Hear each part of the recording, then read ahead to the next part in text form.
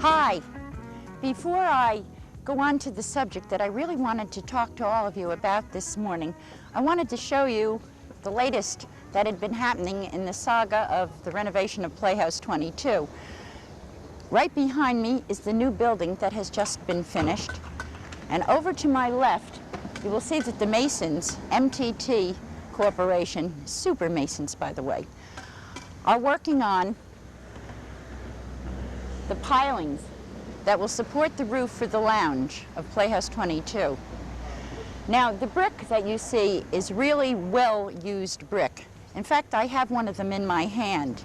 This was taken from the foundation of the little old schoolhouse. We took them all apart, we chipped off the cement, and the Masons are reusing them as the base for the lounge. It's pretty nifty, huh? Being able to carry history on. I really wanted and had planned to show you more of our renovations today, but something else has happened in the past 2 days that I really feel that I'd like to talk about. As you all know, the township loaned us $75,000 to complete the extensive renovations that are going to take place. They had a great deal of confidence in both the work and the following of the players.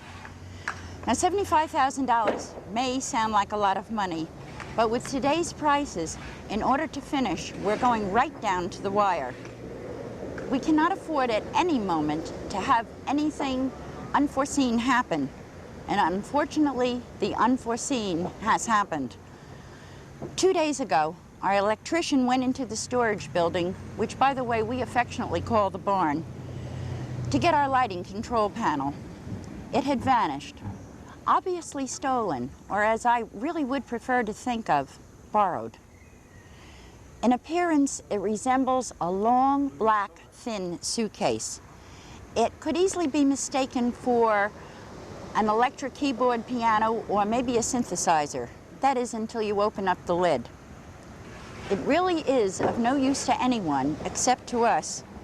And in order to open on October 7th, we have to purchase another one at an expense at the moment we really can't afford. I'm really pleading with all of you out there. The players are offering a $50 reward for its returned with absolutely no questions asked. Please, if you have any information regarding this, just call 254-3939 and leave it on the answering machine, your message, or return it to the theater. We would really be most thankful. And on this note, I'll say so long for now. Drop by next week and have another update on what's happening. Take care.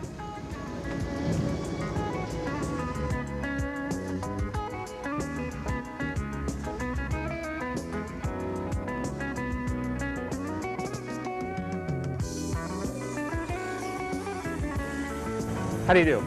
I'm Vic Romatowski. I'm chief here at Brookview, one of the fire companies that service East Brunswick. Unlike the other two fire companies that are in town, we are not a fire district. That is, we don't have a separate fire tax rate. Our area consists of the area south of Fern Road, Hardenberg Lane, and the streets that lead off it, to the South Brunswick border and to the North Brunswick border. We're the people that supply you with the service 24 hours a day, 7 days a week. And right now, we need your help in two different ways. One is financially. We are in the midst of our annual fund drive.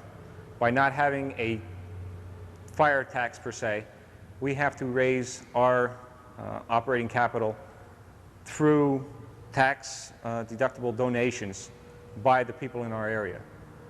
We have already sent out the first flyer. Out of the homeowners in our area to respond so far, we have less than 1/4 participation. In a short time, we will be sending out our second letter. Again, we will be asking for a donation so that we can operate. Being a volunteer fire department, people don't just give us things. We have to pay for the fuel in our trucks, we have to heat our buildings so our trucks won't freeze in the wintertime, and we have to buy our equipment. While you have a sizable investment in your home, we also have sizable investments in our equipment here.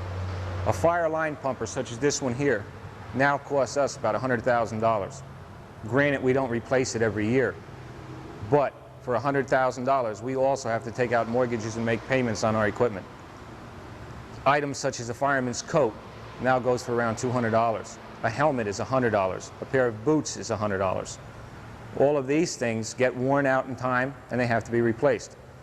We do receive money from the township to operate, but we can't operate on the money that they give us. We need your help. And without it, we might have to become another fire tax rated area. And we would rather not do that for our own selves and for yours. As I had mentioned earlier, we need your help in two ways. The first, financially. The second way, physically. We are a volunteer fire department. The way that stands is that no one is paid to do this job. We do it on our own time as often as possible. We are well trained, we are schooled, and we cover just about anything that would come up. What we need right now is your help. If you're interested at all, stop down to any one of the fire stations in town, generally on a Monday night, 8 o'clock. Visit the firemen there, see what their setup is. If you wish to carry it a little bit further, speak to a line officer, and they will get you in touch with whoever represents that company as far as bringing in new members. You won't get a tax deduction. You won't get a salary out of it. We don't get a clothing allowance or anything like that. All we get is the satisfaction of knowing that we've helped someone that really needed us. And right now what we need is for someone to help us just a little. A little bit of your time and a little bit of effort can go a long way. Thank you. Welcome once again to Consumer Aware. I'm Mary Tenaccio from your Consumer Affairs Office, and today we're going to discuss door-to-door contractors. These are people that go door to door to work at odd jobs and to solicit seasonal work. Seasonal work meaning driveways, pool maintenance, painting of your home, fixing roofs and gutters and leaders. And we run into problems with many problems with people dealing in areas of seasonal work. What we ask you to please be aware of is when someone does come to your home and knocks on the door and says to you, I'm in the neighborhood, I would like to seal your driveway, I would like to fix your roof, we ask you, please, do not make a decision on the spot. Do not let anyone use any scare tactics with you as far as where your roof is concerned, or perhaps even on furnace repair and checking your furnaces and replacement of furnaces. Do not pay out any large sums of money to anyone without checking with our office or asking the contractor to give you some references. Do not give in to any pressure sales tactics when hiring anyone. We know it's very convenient when someone comes to the door and said, look, I'm here, I can do your driveway today, and you've been thinking to yourself, gee, that's one job I've been meaning to get done, but I really didn't know who to call. It is convenient, but it is not the wisest or smartest decision for you to make. Warranties and guarantees don't mean a thing if you can't find the person who did the work for you. This happens frequently enough for me to tell you to be aware. Don't act and think later. Don't agree to anything just because it's convenient.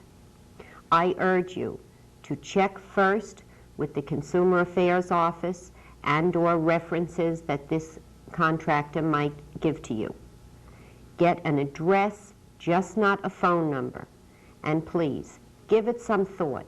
Take 24 hours and check it out, especially to our senior citizens population. Thanks so much again for tuning in to Consumer Aware, and hope to see you again next week.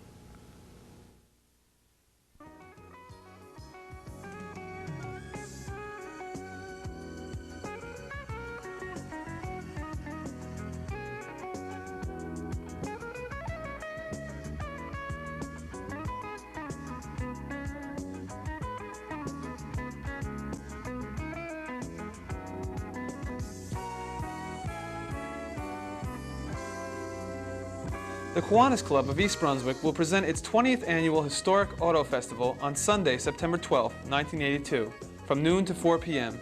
at the Middlesex County Fairgrounds, Cranberry Road, East Brunswick. The festival is conducted in conjunction with the Old Timers Auto Club. Approximately 250 antique autos are expected to be displayed. Many of these autos have appeared in recent movies and on TV commercials. Special displays of antique fire engines and old military vehicles will also be shown this year. There will also be entertainment, refreshments, a model car contest for youngsters, and a flea market of old car parts. Proceeds from the show will go to further the civic work of the Kiwanis in the community, the majority of which is for youth and senior citizens. A rain date of September 19th has been established. Bring the whole family, enjoy an afternoon at the festival. Again, that's Sunday, September 12th, from noon to 4 p.m. at the Middlesex County Fairgrounds. Thank you.